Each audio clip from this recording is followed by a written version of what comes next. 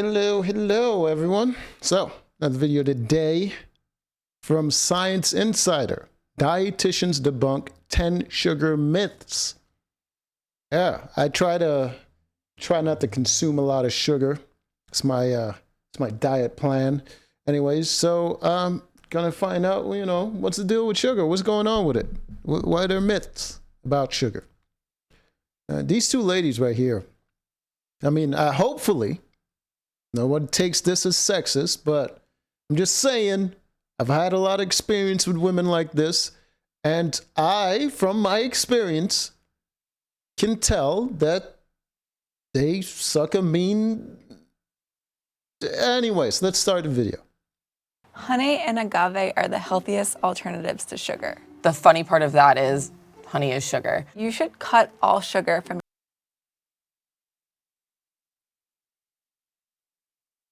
Is that let's just assume that's a woman.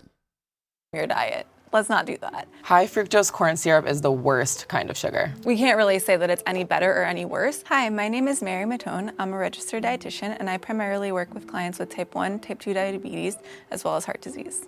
My name is Meredith Rothhart. I'm a registered dietitian, and I work with people who are interested in overall wellness and weight management and weight loss. And today we'll be debunking myths about sugar. Sugar is bad for you, so that's a bold statement, and I would say that that is false. The body does need sugar. When you eat anything that does contain sugar or sugar compounds, in the body, everything does get converted to glucose. And that's ultimately what our body uses as its main energy source, specifically the brain. It just comes down to what kind of sugar we need more often and what kind of sugar we should be limiting most of the time. Natural sugar is coming from whole foods, like fruit. Yeah, so it's not that sugar makes you fat. It's that your body, it's just meant to store sugar as energy, because that's what it uses, which means fat, which is stored energy, mostly going to be sugar. So if you eat sugar, it just makes it easier for your body to just turn that right into fat and just store it away. Fruits and vegetables and whole grains and legumes. And then you have your simpler sugars, more refined and more processed, like candy and packaged baked goods that have been basically extracted from your whole foods to be converted to their simplest form. They're not nutrient dense. There's no nutrients attached. Of your total daily calories, less than 10% should be coming from added sugars. High fructose. That's what I figured.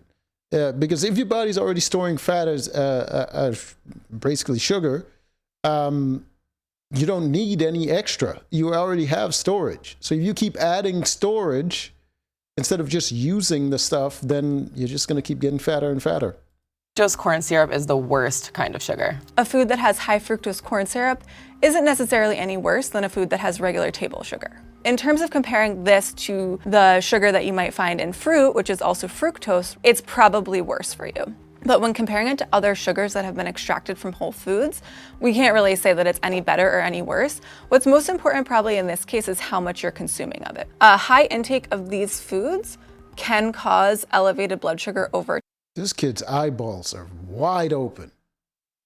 Jesus Christ, that's a sugar rush.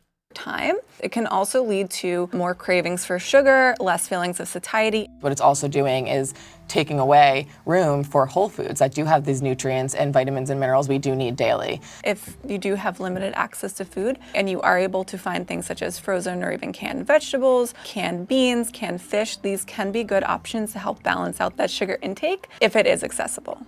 Honey and agave are the healthiest alternatives to sugar. We hear all honey? No, that's a lot of like, if you ever had honey on your teeth, like, oh my God, it hurts. Like I can't even, well, maybe it's just me, but I can't have a lot of honey. Like the pure honey, that thing just it hurts your teeth like crazy. All the time, if you want to cut sugar, instead of using sugar, use honey.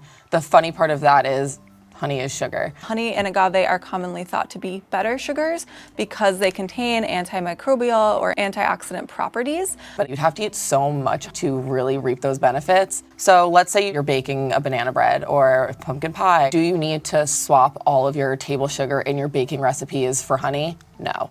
You can stick to the regular sugar and it's going to have pretty much the same outcome as if you swapped it with honey. What it really is coming down to is how much are you consuming? Too much honey, too much agave, too much table sugar, all going to have negative health consequences. All too much sugar. No. Sugar makes you hyper. Sugar gives you energy. That's its job. That is not the same thing as hyperactivity. What is hyperactivity? It is a feeling of short attention span, inability to concentrate for long periods of time. All the studies done on sugar and hyperactivity and related diseases like ADHD conclude that sugar does not make you hyper. We can even make the opposing argument that sugar drains you. That might lead to that. Yeah, no, I feel that. I feel that. That's why for the longest time I couldn't drink coffee and stuff like that. Like if I have any sort of like sugar, like high amounts of sugar, I'm tired. I want to go to sleep.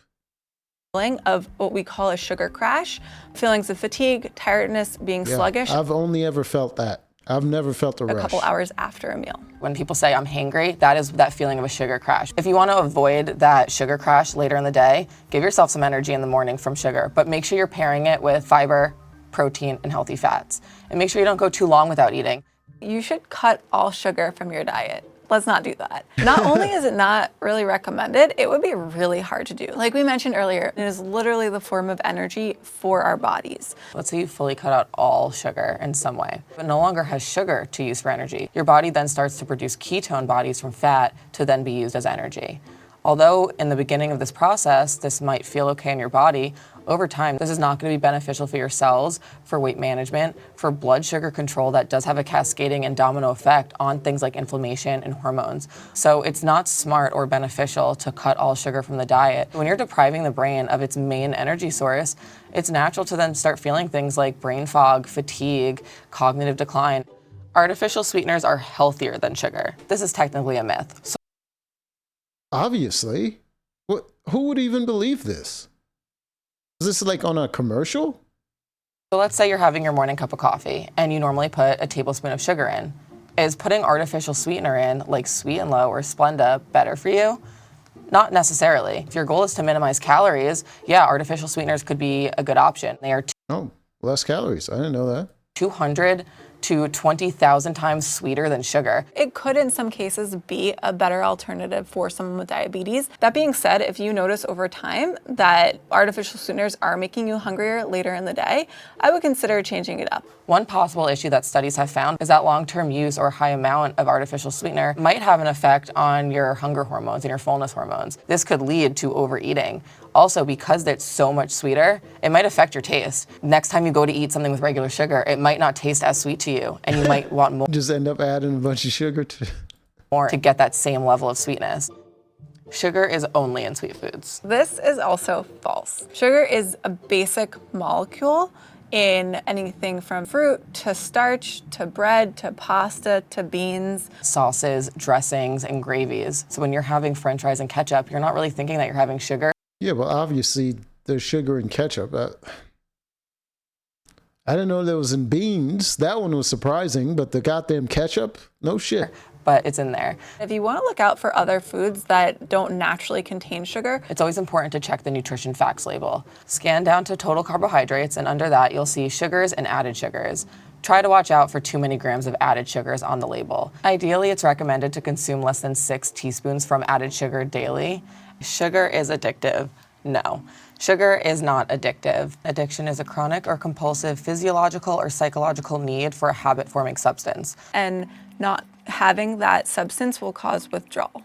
Sugar does not have that same habit-forming addictive qualities. You do get some pleasure and reward when you have sugar because it triggers dopamine, which is a neurotransmitter in the brain responsible for that feeling of happiness and pleasure and reward, which might make you feel more inclined to choose it again, and you might crave it for that reason, but it is not the same thing as... Okay, so because there's no withdrawal effects,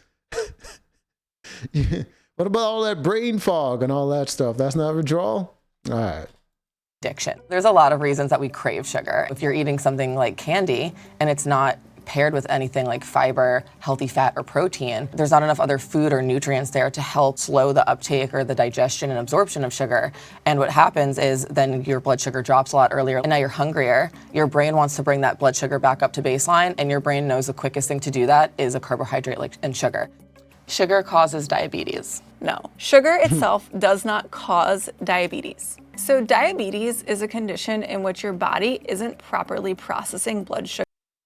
Holy shit.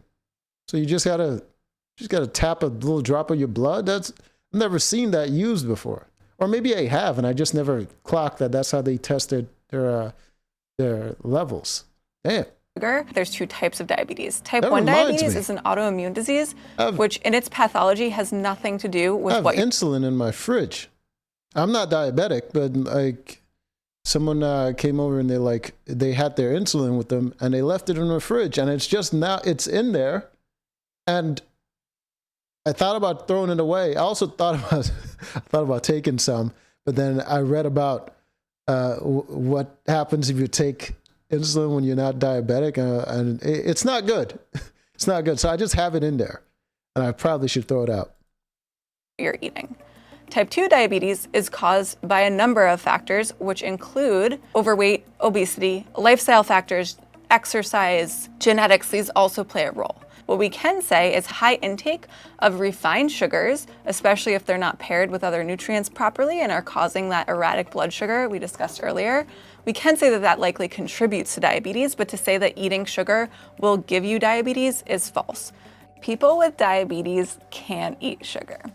Big false. Yeah. A big problem with saying people with Big false, big voice, deep baritone. diabetes can't eat sugar is that when people with diabetes don't actually get enough sugar and their blood sugar drops too low, that can be a big diabetic emergency and even falling into a diabetic coma. People with diabetes just have to be a lot more careful and strategic. Let's say you want to have a piece of fruit in the morning. I wouldn't pair it with a sugary cereal. I would try to pair it with something that's going to be a little bit more balanced, maybe like an omelet. An omelet is going to have eggs, which is going to give you some fat and protein, and maybe even top it with avocado for a little bit more fat. We need to think about when we're having sugar and what we're pairing it with, so it's not causing that. Avocado for fat? It would never have occurred to me. That rapid blood sugar spike. Sugar is a part of a balanced diet. The main things are that you understand what sugar is doing in your body, know how to effectively pair sugar with fat and protein. And when it comes to added sugars or processed, I get it. Anyways, I mean, I learned a little bit about sugar. Apparently, I need it. And it's not addicting. I got to pair it with stuff, like pears. Anyways, until next time.